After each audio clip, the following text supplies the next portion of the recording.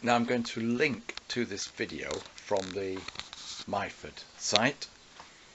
We've got a lovely lathe here, Myford Super 7,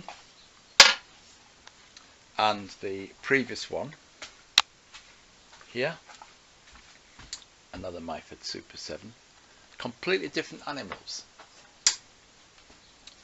This one has been put together by an engineer.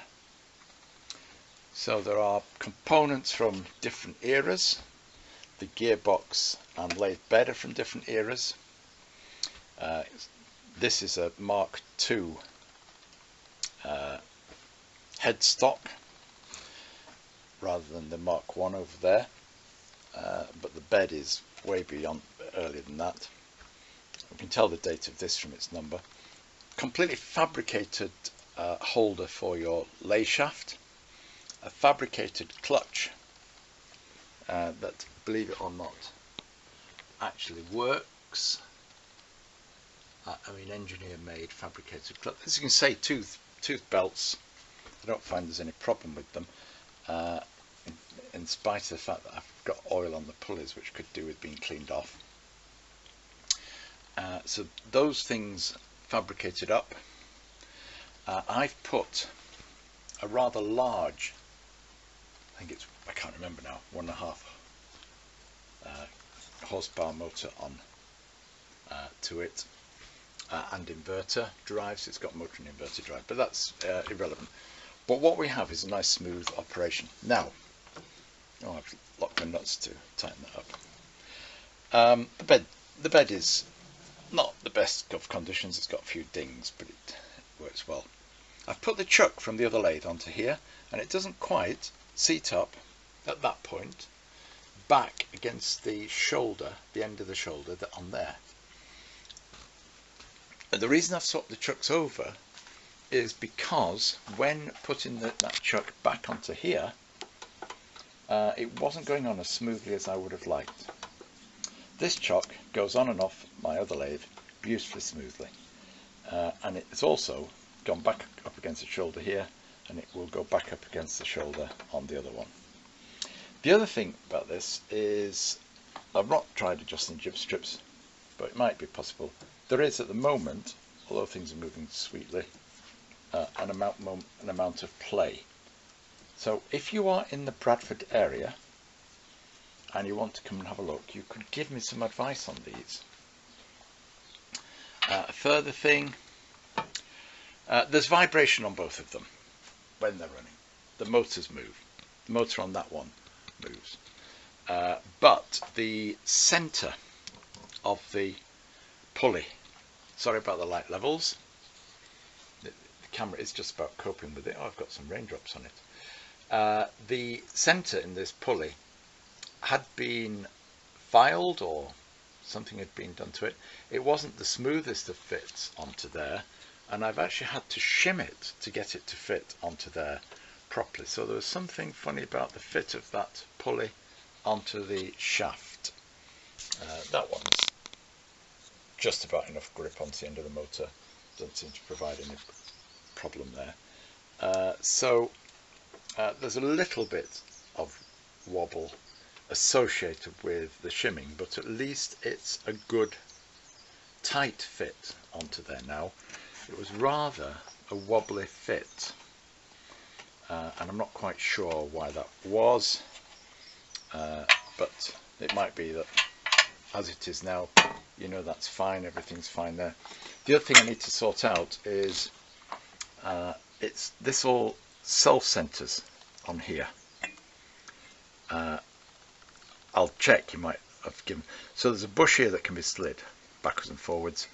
To what extent? And there's some copper washers on there, but all of this slides. But what happens is it all lines itself up when the belts are running. So it's not a problem. It just runs. It's not rattling from side to side. But there is movement for this to swing. And I'm not sure whether, you know, the feeling is that once you found out where it runs true, whether you're meant to pack it or bush it to stop that swinging from side to side, or just allow it to find its own centre. Seems to be fine, runs quite nicely. Now I can, but no point, I could do a video running. On this one,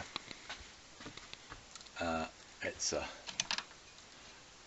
wee bit different because it's nice and tight up there, nice and tight up there, so I'm assuming it's not got much movement, swing from side to side on there. Anyway, there we go. 2 lathes. If anybody's in the area and wants to come and have a look and give me some advice, then please message me. This is in the Bradford area, and I'd be very pleased if you would come and help me out with some decisions, because the question is, if I don't keep them both, how do I go about making one the obvious one to keep? What would I do to them? What components would I swap over?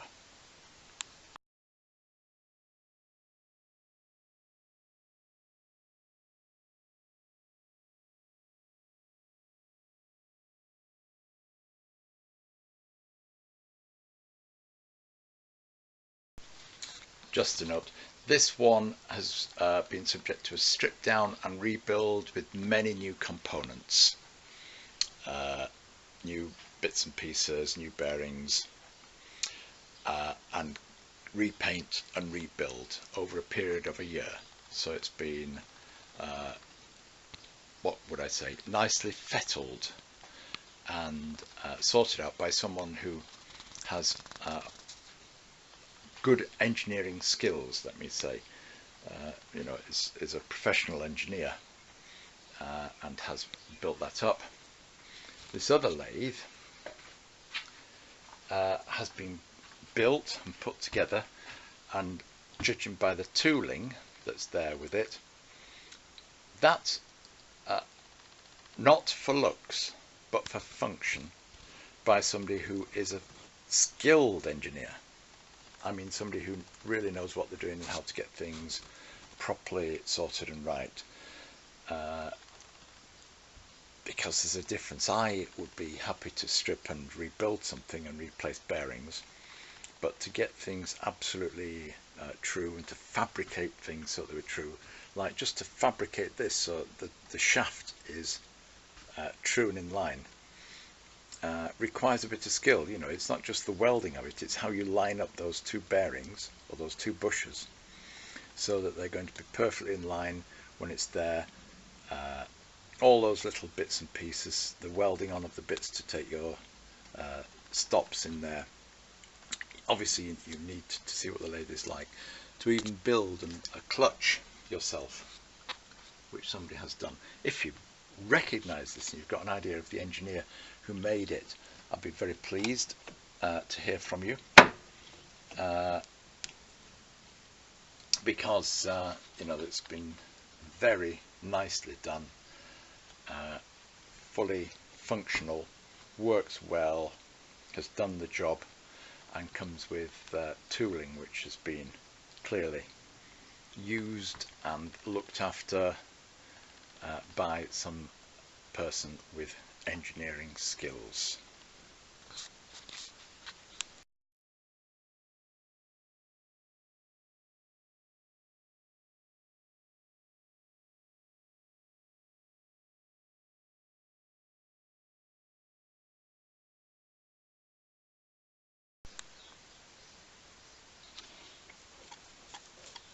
As I start to remove this chuck from the spindle, I get to there and it's very wobbly.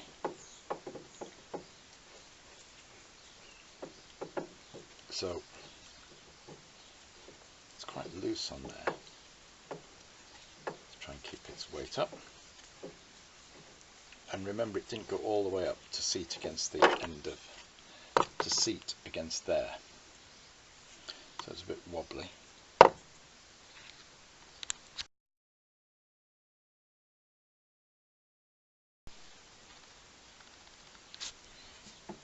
Well, although this one does seat up nicely, as I start to remove it, this also begins to wobble a bit, so there we go.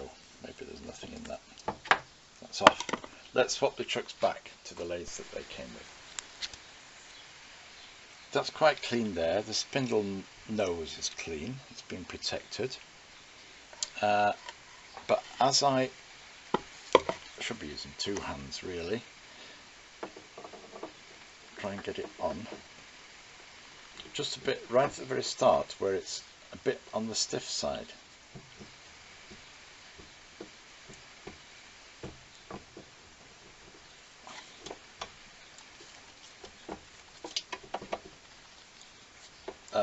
I'm going to have to take one, should have it on a camera tripod, shouldn't I? How terrible of me.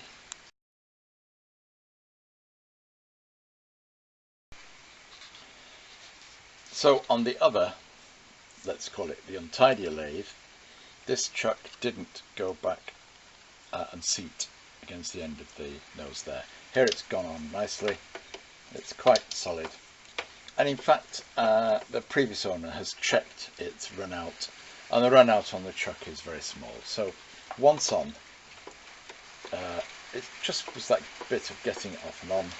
Maybe I shouldn't worry about that. Once on, it's clearly a snug fit on there, so I shouldn't worry about the slight difficulty getting it started on its threads, because the threads aren't what holds it in truth. It's the fit onto the machined part of the spindle nose guys surely that holds it in truth.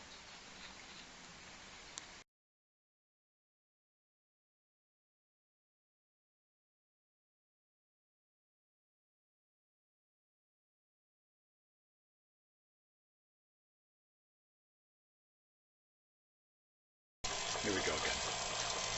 I have shimmed that pulley so that it fits better.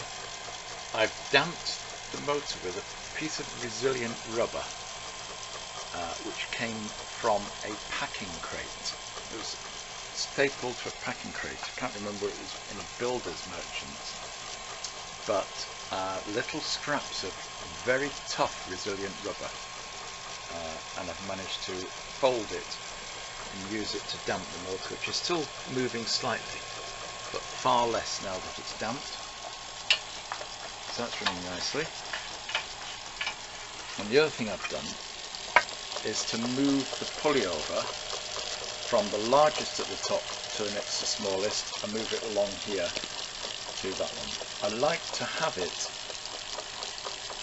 so that it's a small pulley driving a large pulley, because then you've got plenty of torque, and for the rotation speed of the chuck you're having a relatively higher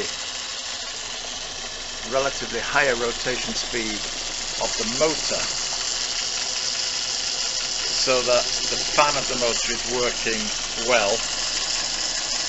But you can hear the vibration now, 500 RPM on the lathe. I don't know what the motor RPM is, and vibration. Now, the bench is not isolated from the shed, so people will say, yep, there we go, that's what you've got to expect. If it's connected to something that is not absolutely 100% solid, and vibration is never a good thing, but it's damped down nicely now. So that will be something I will address once I've decided which lathe I'm keeping, because obviously the other lathe comes with its own stand, which will not be clamped to the shed wall. This is the temporary arrangement while I sort out the lathes. There we go, just trying to be clear about all these things.